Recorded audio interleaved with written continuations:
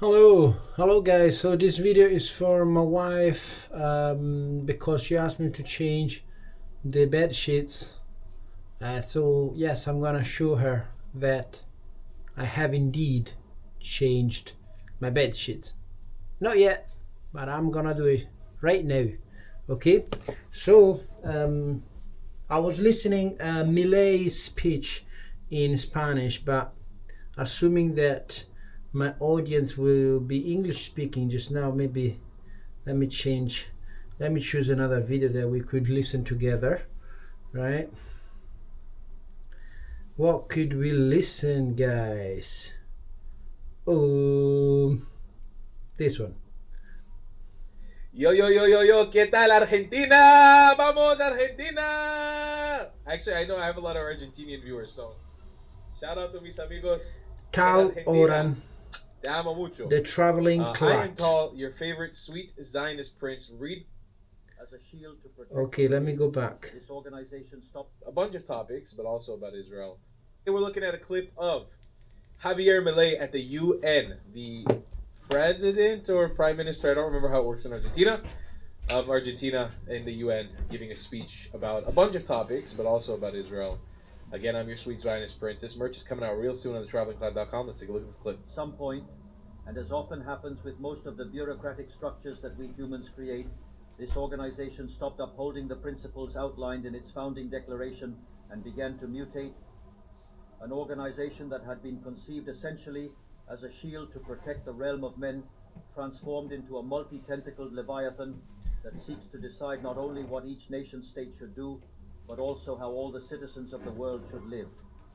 This is how we went from an organization that pursued peace to poses an ideological agenda on its members regarding a myriad of issues that pertain to human life in society.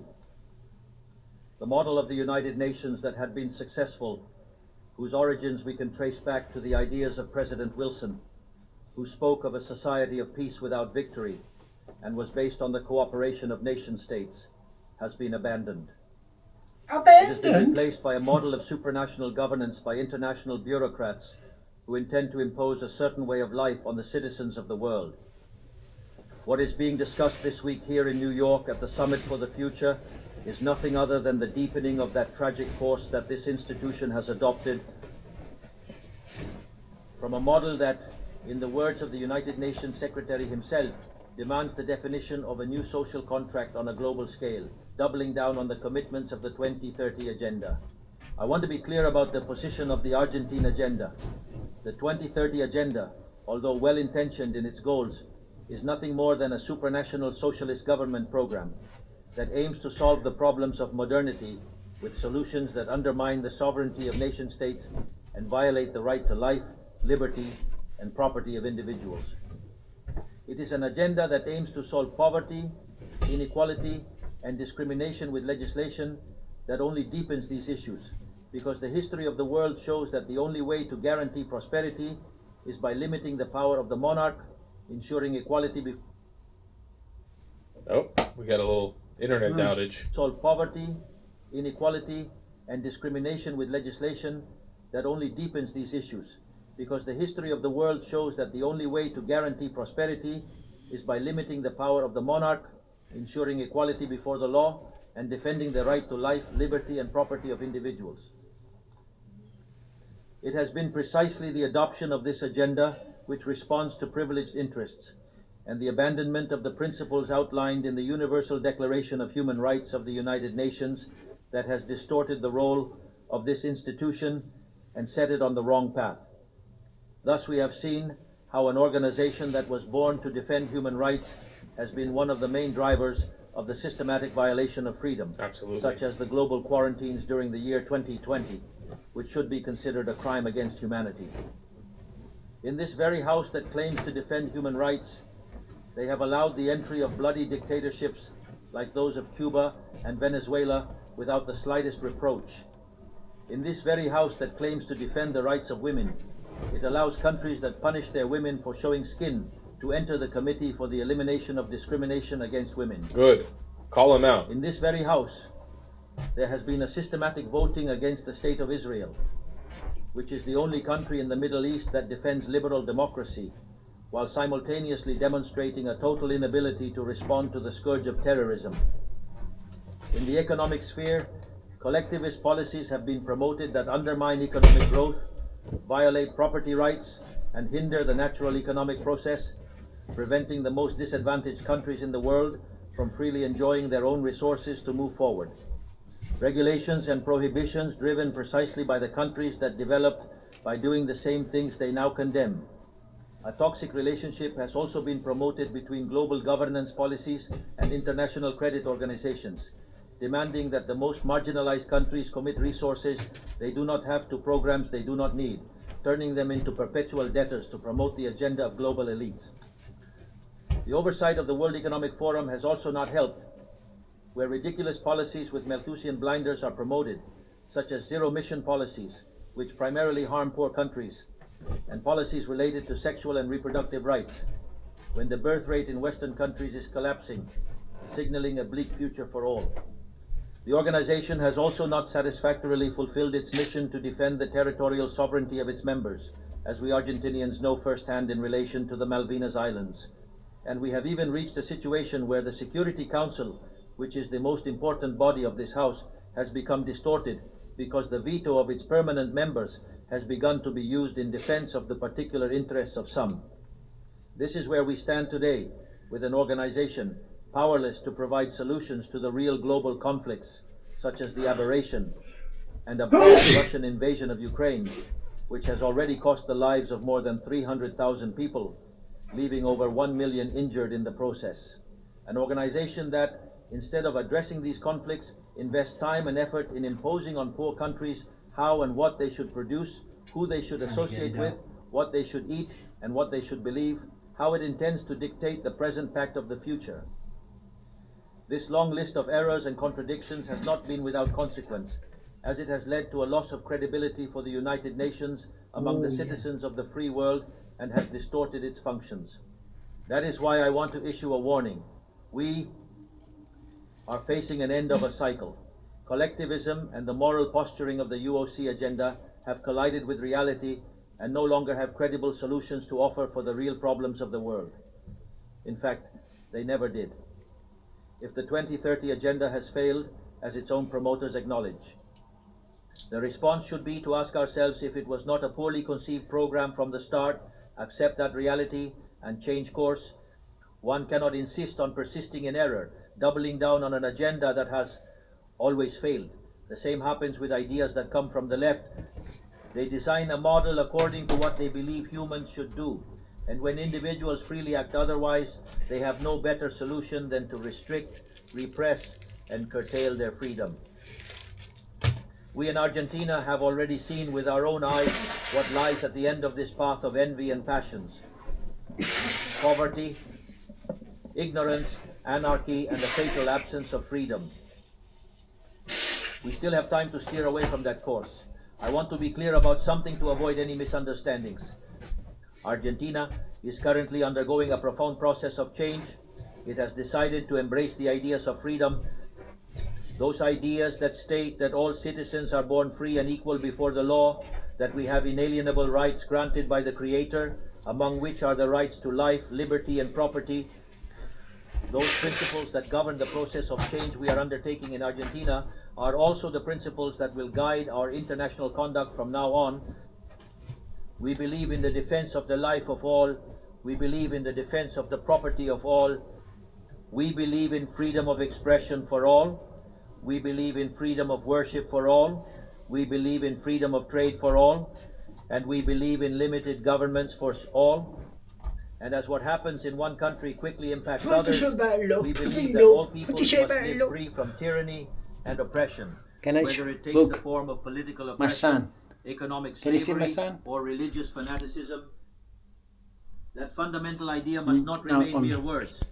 It must be supported by actions, diplomatically, economically, and materially. Through the joint strength of all the countries that defend freedom, this doctrine of the new Argentina is nothing more and nothing less than the true essence of the United Nations. That is, the cooperation of the United Nations in defense of freedom, If the United Nations decides to return to the principles that gave it life and readapt the role for which it was conceived, count on the unwavering support of Argentina in the fight for freedom. Know also that Argentina will not support any policy that involves the restriction of individual freedoms, trade, or the violation of the natural rights of individuals, regardless of who promotes it or how much consensus that institution has. For this reason, we want to officially express our dissent regarding the Pact of the Future signed on Sunday and invite all the nations of the free world to join us not only in dissenting this pact, but also in creating a new agenda for this noble institution, the agenda of freedom.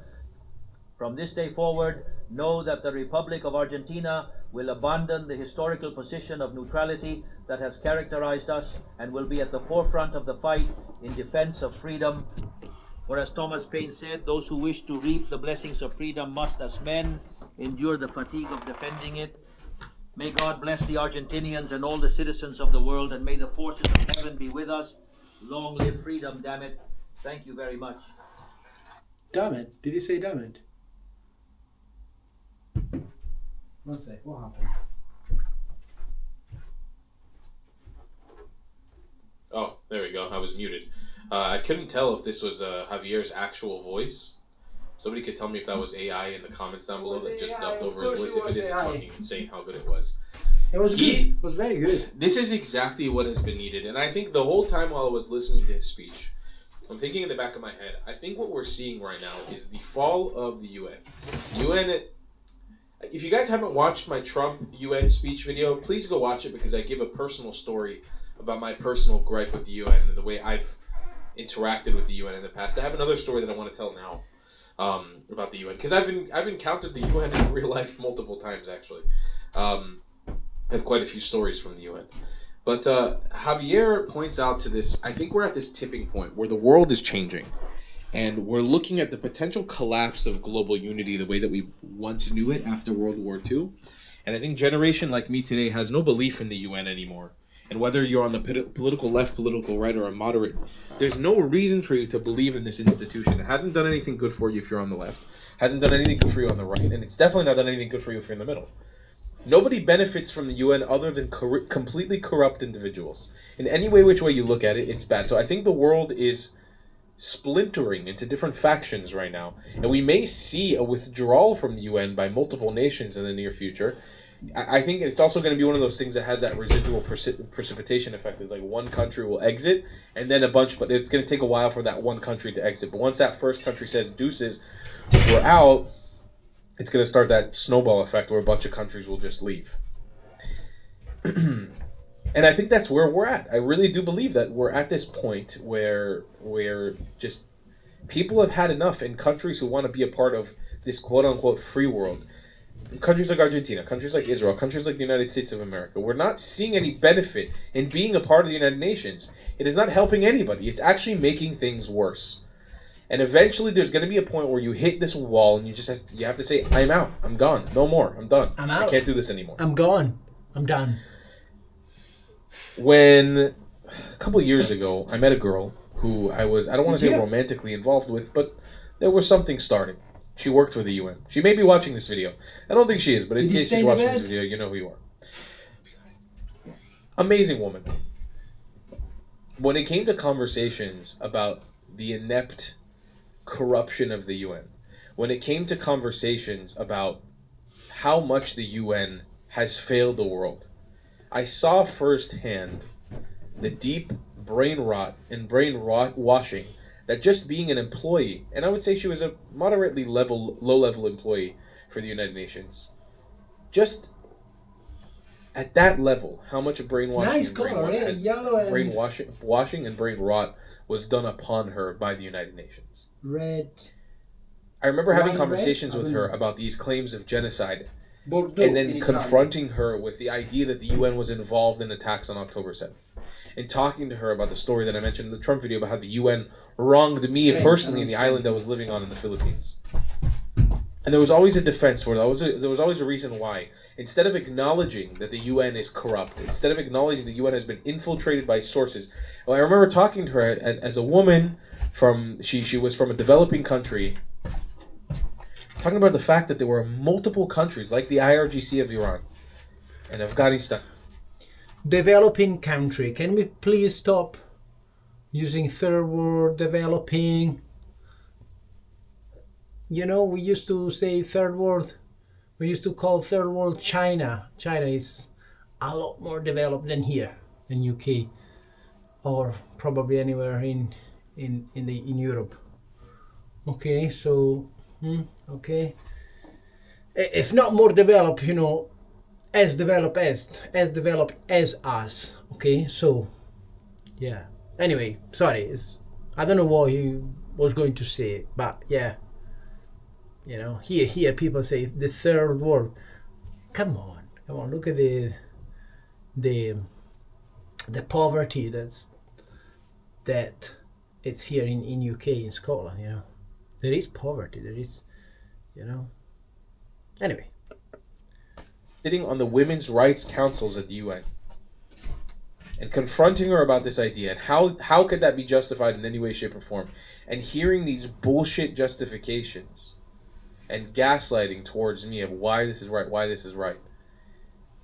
It made me think, is like, if she's just one product of this, and again, no shade there, she's an amazing person, but if she's just one product, one low level, like moderately low level employee at the UN, what could that look like going up to the top?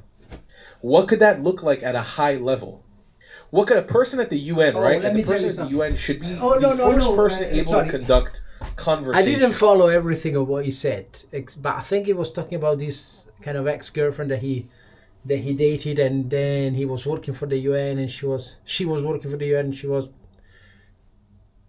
ideologically, you know, probably she was against Israel or something, because he's a Zionist, right?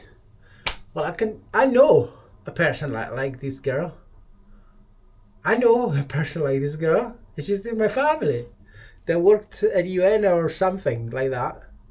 Maybe not UN. Maybe no. I think she did work. She did do something for the United Nations, I think.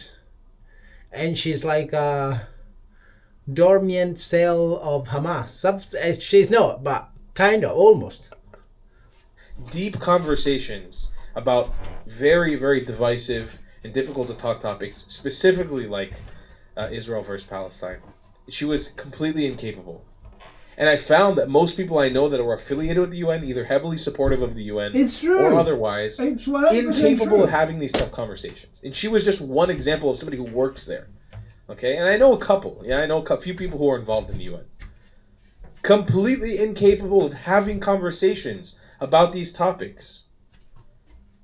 I think Javier Milei is correct. I think it's an institution that's been invaded by leftist ideology. And now is going to impose that ideology on the rest of the world. And you know what, baby? There's a large portion of the world who wants to say, fuck that. I'm not interested. I'm not interested in being a part of your worldview.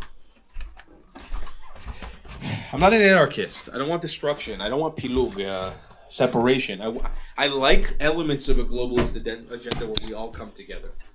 But there needs to be limits. There needs to be limitations. There needs to be borders drawn where we say, this is mine, this is yours. I act this way, you act that way. Do not impose on me. And I do believe that there's some sort of global moral right, moral left. Moral right, moral wrong. And I don't think the UN is standing on the moral right at all. In any way, shape, or form. I'll see you guys in the next one. I love you long time. This merch is coming out very, very soon. It's got a super cool design. I don't know, but that's for sure that travelingclad.com. It's going to be coming out soon. All the designs on travelingclad.com are pretty much going to change, so anything on the UN, it seems that what they're talking about is only against Israel. What the fuck? I mean, why? Don't you have other problems to talk about? Just Israel. Just Israel.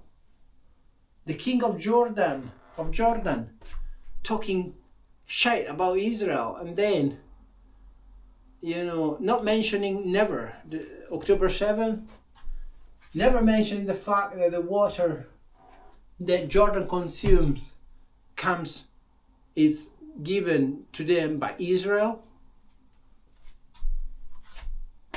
Come on. The only problem you have is Israel. Don't believe it. Israel is doing the dirty job. for us. And it's funny how let me tell you guys, it's funny how like Keir Starmer, Giorgia Meloni, okay, and a lot of other presidents in the world, they're talking bad about what Israel is doing, right? They're recognizing Palestine, probably not Giorgia Meloni, but a lot of presidents are recognizing the state of Palestine, right?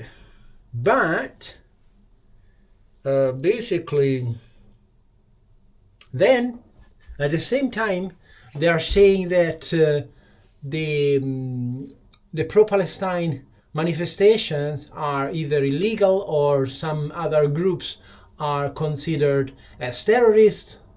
So in your own country, you recognize that people affiliated with Palestine, they're terrorists, they are, you don't allow them to manifest, or anyway, they are considered terrorists in your own view. But if Israel defends itself against murderers, okay, if they don't want October 7th to happen again, right, they're bad. They cannot defend themselves. Oh no, not only that, you're going to recognize the Palestine state. What the fuck, what's wrong with you? Have the balls to say that Israel is protecting itself, it's defending itself, right? Or at least, if Israel is bad, be coherent, right? And allow the protesters to protest. Am I right? Why are you labeling the pro-Palestine protesters, supporters, as terrorists? Here in UK, the organization that protests in favor of Palestine is considered a terrorist organization. So why the two standards? In your own country, you recognize the problem, but Israel is bad. Israel is the bad one. And when you go at UN, that's the only thing you can talk about. What the fuck? What the fuck? Yeah. Why? I don't know. Anyway, let's keep listening. Haven't gotten yet. If you want it, the design's probably going away pretty soon, and prices are going to go slightly up. So last opportunity to get some stuff. See you guys next one. Love you long time. Goodbye, class. If you believe in my content and want to support me, just know your help is needed. There's a bunch of great ways to support me, being PayPal, buy me a coffee, or joining my Patreon community down below. Patreon is the best way to support my channel, and you'll get a bunch of cool perks depending on what tier you join. Another great way to support me is by buying my merchandise on thetravelingclat.com. I regularly drop new merch designs like this beautiful hat or this amazing shirt, where you can support the channel and get something cool for yourself. I also have an amazing Discord community with people from all over the world. Thank you so much for your support. What do Israelis think about Jesus and Christianity? No. Today I'm going to talk about a very sensitive and interesting topic. Before I start, I would just like to say that most people who talk about this topic on YouTube have an agenda. I'm taking a step back here and just trying to outline the Israeli view on this subject. To prove that I don't have any secret agenda, I will tell you about my own personal beliefs. Even before the so what do Israelis think about Jesus and Christianity? In short,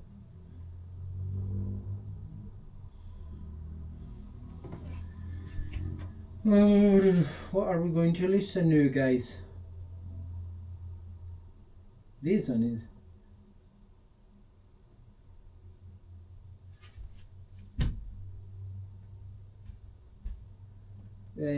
oh no, one second. Big Pharma freaks out over Tylenol and autism truth. This is quite interesting, guys. And what RFK is right now, Big Pharma is freaking out From about RFK Dr. and Eric what he's Berg, releasing DC. to the public, and what RFK is researching and trying to find out. There are billions of dollars at stake in this topic. We're going to be talking about vaccines, Tylenol, the new medication for autism.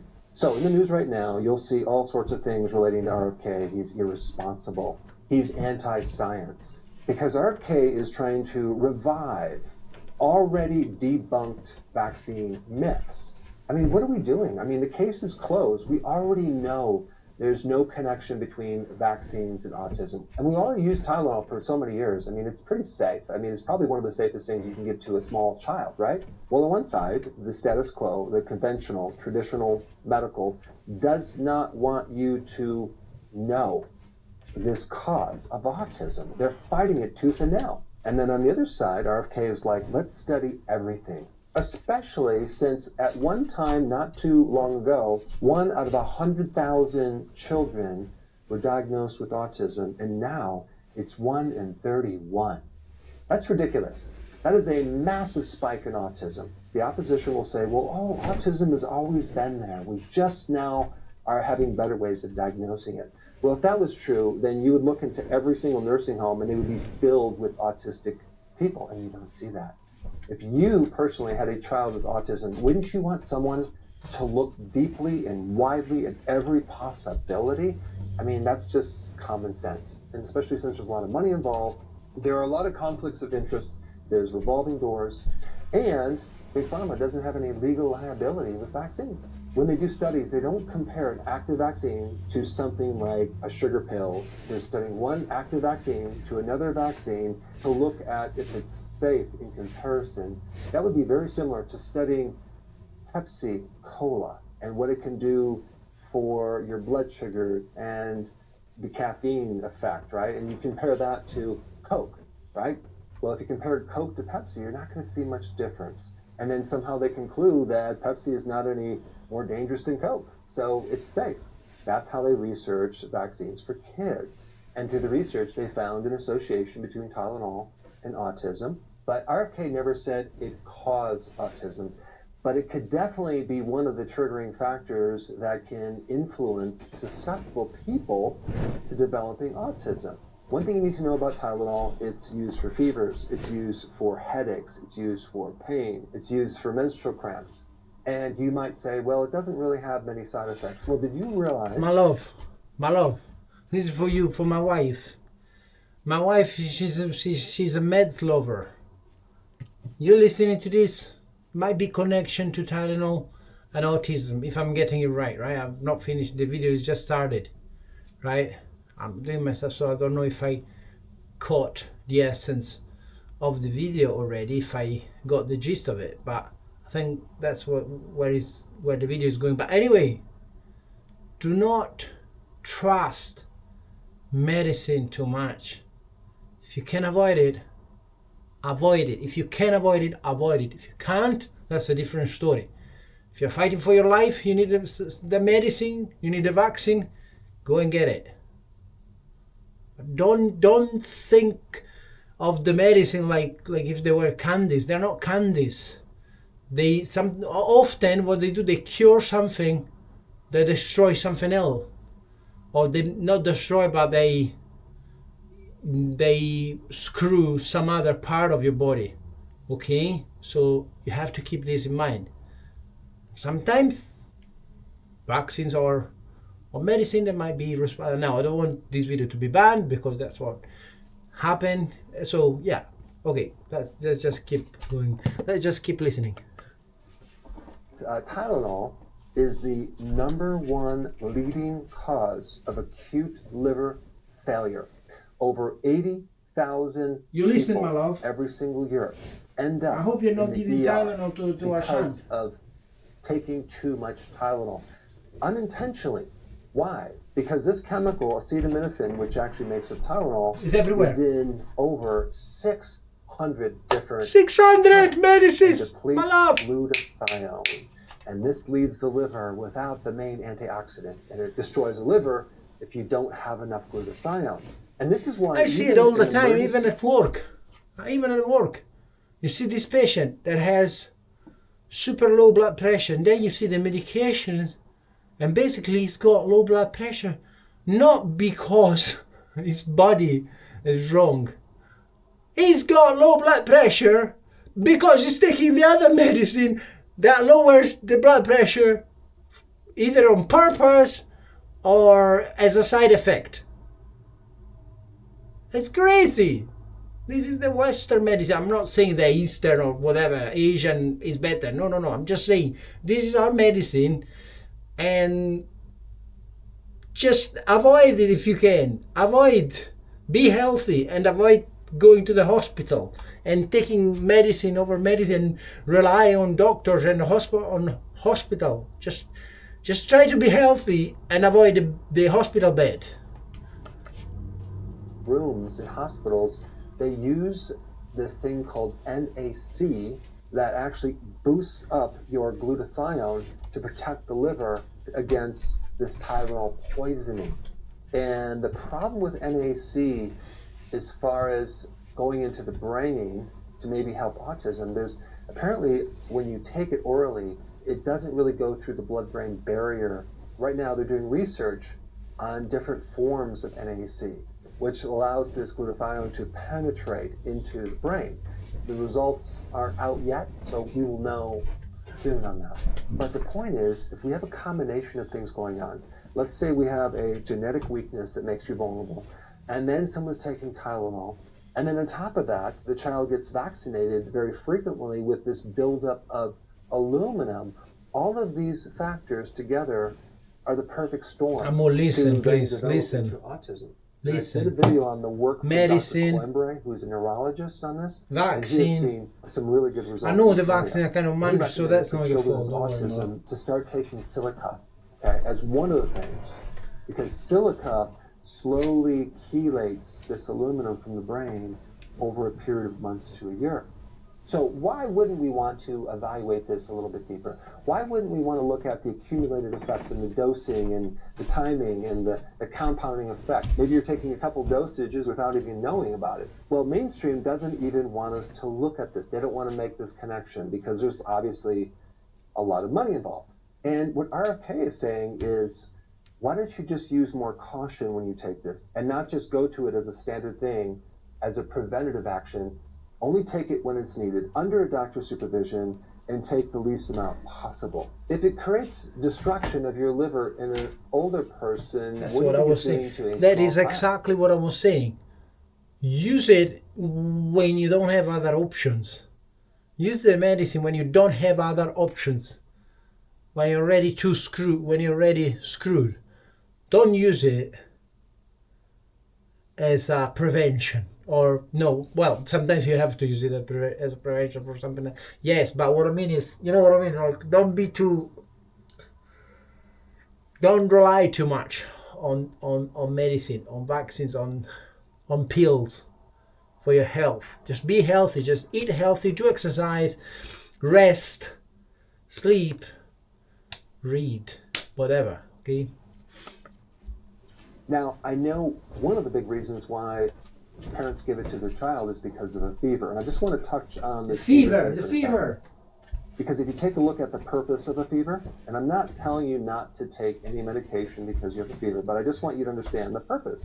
The purpose is the body's natural immune reaction to some infection to heat up the body to the point where these microbes get cooked. It's one of the mechanisms that your body uses to overcome an infection faster. Because do you hear, my love? The body is heating up. So this heating up of the body is its own mechanism to defend itself from harmful agents, okay? Bacteria, whatever, okay? So it's not every time our little son has got a little bit of fever, you have to give him something, bring him to the doctor. Once, calm down. If you give him the medicine, the liver is gonna be affected, or that one is gonna be affected, or there's gonna be that chemical that is gonna be harmful. Calm down, it's normal, okay? A little bit of fever didn't kill anybody, never killed anybody, okay? Well, I'm a shitty father, so my love, don't worry. Do whatever you want. But anyway, you got the gist of it, right? Don't trust the medicine too much, okay? When you take Tylenol or other things that reduce the fever or suppress fever, the infection duration becomes longer. as much as I personally hated going through the amount of sore throats that I had and the amount of sickness that I had growing up, I'm glad I went through that because I have a much stronger immune system now. So there's a lot of ways you can deal with a fever. One of the most researched ways is just to bathe the child in lukewarm water, where you're basically allowing the water on the skin to cool off the body as it evaporates. I mean, it's so simple, and it does lower the fever. There's other things like willow bark, which is exactly where aspirin came from. Many of these medications came from nature. Vitamin D is an immune regulator. That would be very, very important to help strengthen the immune system and allow the child to get through this. Maybe you'd use a liquid of vitamin D3. And then, of course, zinc is another important thing for that immune system to strengthen and get through the infection quicker. And then, of course, you have elderberry, which is especially good for viruses, and then vitamin C, all very important in getting the child through their infection. What I did with my kids, I'm not suggesting you do this with yours, is when they got a fever, I would get them warmer, I'd give them a hot bath, stick them in bed with a lot of covers, and let them sweat. And usually within one day, they get right through it. So I'm assisting the fever. I want that fever to cook up those pathogens and get rid of them. Now, I want to shift gears a little bit to a medication that was recommended to improve the symptoms of autism. And I want to just mention that no one said this was the cure for every single type of autism. Apparently, there are multiple causes of autism, and one is a genetic component. There's actually two different genetic pieces to this puzzle. The first one I want to talk about, which is a very common genetic problem that can weaken your ability to detoxify. And it involves this gene called MTHFR. And what this gene is involved with is your ability to metabolize or use folate. And so if you have a problem with this gene, which by the way, 40% of the population does, you're more at risk, or you're more vulnerable to have a folate deficiency. And this means if you're very young and you get a fever because you have an infection, and then you take Tylenol, that alone can kind of make you more vulnerable to developing certain problems in your brain, including inflammation in the neurons, which can lead to various things like autistic symptoms. What that's going to do, it's going to create a deficiency in the brain of folate. And then now the brain can't get rid of toxins as easily. So think about 40 years ago compared to now. You have all these different types of pollution, microplastics, but you also have a much higher frequency of vaccines that are given to small children that have something in them like aluminum. You have things that are pre-exposing or weakening that child to toxins that then have a much stronger effect on that brain than someone that doesn't have that genetic weakness. Especially if you look at the randomized, double-blinded placebo controls using a certain type of folate that... Guys, have you liked the video? Subscribe, leave a comment. Let's keep it rolling. ...improve their speech and other related symptoms. And so you would consider this kind of a little subgroup that would respond. Those that have a genetic weakness involving folate. And the reason I'm even bringing this up is because there was a certain medication that was recommended for autism. Not every single case, but I will say that it's very common. And this medication is called leucovorin, which is basically a synthetic folate. And if you've seen a lot of my videos, I'm very much against synthetic vitamins, except certain ones. And I actually think this one is quite interesting because if we compare this synthetic version of folate to the natural methylfolate that I've been recommending for an average person, I really like the effects. Methylfolate, the natural version, only handles one pathway, but the synthetic folate handles multiple pathways. It's able to bypass a lot of barriers that people have with absorbing folate. If you take this medication, I would take these other cofactors as well to optimize results, like B12, B6, B2, magnesium, zinc. In one study, they found a folate deficiency in between 56 and 75% of autistic brains. In another trial, that synthetic folate boosted the IQ 20 to 50% compared to placebo. I also have 2 textbooks on the relationship between vaccines and autoimmune diseases. There's one more thing RFK talked about, which answers the question of why a child could be deficient in folate in the first place. 71% of children with autism test positive for these antibodies to the receptors for folate in the brain. Vitamin D regulates the immune system. It's involved in 2,400 different genes, which means it helps you absorb more folate in general. So if you're low in vitamin D, you're going to be extra low in folate. And then I found some additional data relating to cow's milk. Now, in cow's milk, there's a lot of different proteins. And one protein that is in milk is the receptor protein for folate. And apparently, it's almost identical to a human's receptor for folate. And because it's so similar to the human receptor, now you have antibodies against your own folate receptor. Their argument is trying to get people to think that autism is just genetic and there's nothing we can do about it. But in the meantime, we know that folate is a huge piece of the puzzle, and I do highly support the use of this medication because it has minimal side effects and it has the type of folate that can penetrate this autoimmune problem that these autistic kids have. But when you start looking through this data, you'll see there's another little piece of this puzzle, and that is the genetic weakness. So there's another gene that could be affected. So they have mapped out certain genes can put you more at risk for lupus, MS, Hashimoto's. There's a tremendous amount of research out there right now that Big Pharma does not want you to look at. Their whole goal is to say science is settled. And they never really communicate from their own organizations. They use PR companies, and this is why in the media you see so many corporate puppets talking about the benefits of vaccines and the harms of RFK and how crazy he is. You have Dr. Ding. Well, he has ties to Harvard, Johns Hopkins, pharma-funded grants. Then you have Dr. Gupta. He's a former conference speaker, consultant for health tech companies. And then we have Dr. Peter Hotez. He's a Baylor professor. He's on CNN on a regular basis, profiting from the vaccine complex.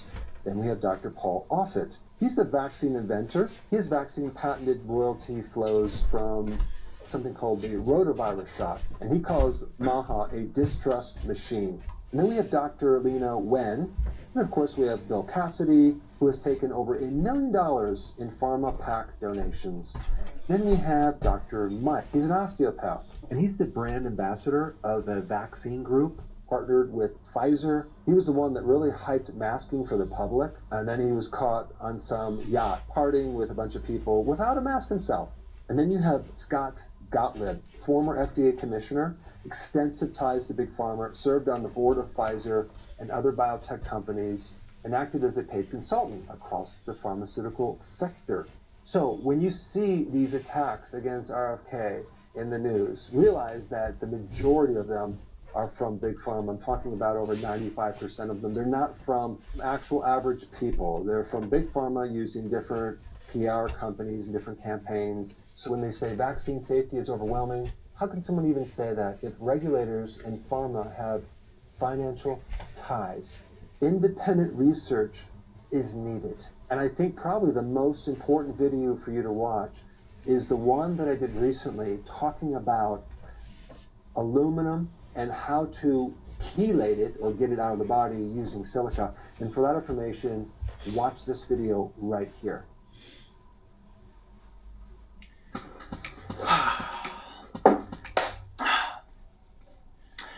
The Middle East, the part of Asia that Europeans see as the middle of what they see as the East. I need to review the video because... Sort of arbitrary. Whatever. We call it the Middle East. This part of the world is... this is 5 years old now. Already watched, I'm sure.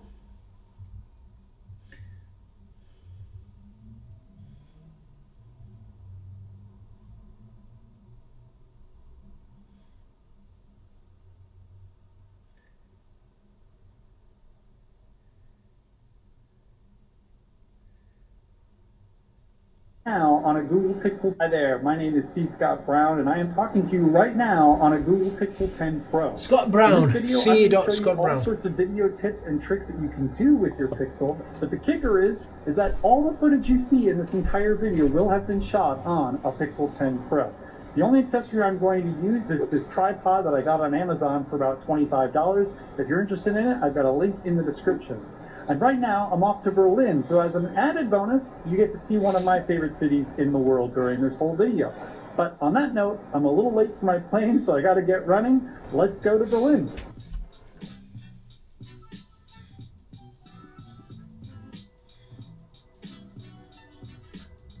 Maybe it's better to put a podcast so that you can see it, right, guys? So that you can see it. What do you think? Rather than this one is about a video being shot. Okay, I am here in Berlin and ready to shoot a bunch of stuff. Before we can even get to shooting though, let's take a look at the basic video settings you need to know about. If you're a video pro, you can just skip this section using the timestamps in the description, but I wanted to make sure even beginners will feel comfortable with this video. Now, I'm doing this on the Pixel 10 Pro, so settings will be slightly different on the regular Pixel 10, but most things will carry over. To start, open up the camera app and swap into video mode by moving this toggle here. Then, tap the gear icon on the left. The first thing we have here is the flash. If you switch this on, your rear flash will always be on, which is helpful in low light situations, but kind of annoying in all others. I recommend leaving this off most of the time. Is it teaching? Below that, we have Video Boost. If this is toggled on, it tells Google that you want to upload what you shoot to the cloud so it can use its super-powered servers to upscale it. That is cool. This allows you to go as high as 8K at 30 frames per second and can make a difference in smoothness and vibrancy for your videos. Honestly though, this takes a very long time and isn't really necessary for like 99% of shoots, so you can leave this off unless you really need it. Note that if you have a Pixel 10, Video Boost isn't available to you, unfortunately. Below that, you can choose I'll the have resolution. it. The camera shoots at 1080p and 4K natively, What do you so think? stick to those settings. If you choose the 8K setting, all that does is turn on Video Boost again, because Pixels can't natively shoot in 8K at all. So, stick to 4K or 1080p. Most of this video you're watching was shot in 4K, so if you want it to look like this, go with 4K. Under that, you have FPS, or frames per second. 24 FPS is what most movies are shot with, so it gives you a cool cinematic look. 30 FPS is what most YouTube videos are shot in, especially when it's just a person talking to you like I'm doing right now. This is in 30 frames per second. 60 frames per second is perfect for when you want to shoot really smooth footage that you might slow down later. If this is confusing and you don't know what to do, just shoot in 4K 60. That will give you great looking footage almost all the time, but it would also give you the biggest file sizes, so keep that in mind. Why? Okay. Why? Why is it recommending to shoot in 60 frames per second? It just said you shoot in 60 frames per second, right? If you then want to slow it down a little bit. And then he says, well, so I recommend you to shoot every video in 60 frames per second. What are you talking about? Considering also the fact that the video is gonna be heavier, right? And he also says that 24 frames per second is the video looks smoother, and it is also the frames per second that that Hollywood uses. So why would you suggest people to use 60 frames per second? Unless, as you said before, they are planning to slow the video down. Why then you're recommending 60? You should recommend either 24 or 30. But I've not quite understood the benefits of 30 over 24. What are the benefits? I don't think he said it. He said if you're talking to the camera like he's doing, 30 frames is good. For example, on the Google Pixel 7 Pro, I don't have the 24, so I'll have to use the 30, right? So that's why I use 30. But if I had 24, I would use 24 since the video is gonna be lighter in terms of size, and also it's gonna be good because, as I said, even Hollywood uses 24, so anyway. toggle is for whether HDR or high dynamic range should be on. Activating 10-bit HDR allows your camera to capture over 1 billion colors and a much wider range of brightness levels, resulting in a more vibrant... Anyway, guys, as you can see, I've done the bed. My love, I've done the bed. You happy? You guys remember to subscribe, like, leave a comment, whatever. Also comment on the videos that we have listened, Palestine, Israel, Google Pixel 10 Pro, and blah blah blah, and the shooting mode, and whatever. The middle video, the one about medicines and autism and Tylenol and whatever. Okay, is it better to just to live a healthy life and have a healthy lifestyle rather than relying too much on medicine and vaccine and blah blah blah? What do you think? Write it in the comments, guys. Okay, bye bye. This one is not working, the remote. I hope it was recording, otherwise I'm screwed.